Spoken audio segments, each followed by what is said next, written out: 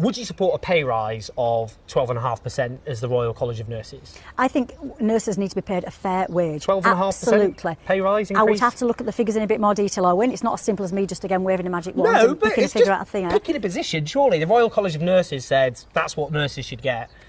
I think nurses deserve to be paid more. That's very, very clear about that. I went out for a drink with a friend of mine who's a nurse. She said, I'll get this rounding, Kim. I've just been given a 30 pence a week pay rise.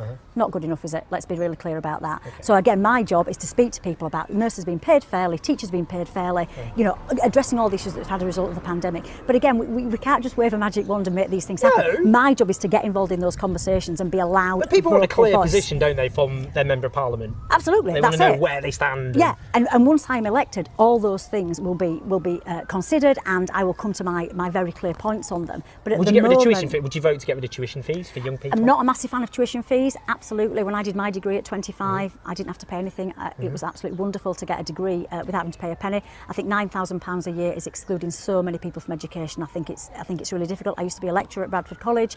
You know, it's a massive barrier to people to think that they're going to get into so much debt. So yeah, those are really important conversations to be had. But you know, people are also sick of thinking that there is a magic money tree, so there isn't. So we've got to be really clear to people about that. So all these things need to be looked at in the round, and that's what the Labour Party is doing at the moment. Looking at its policies, looking at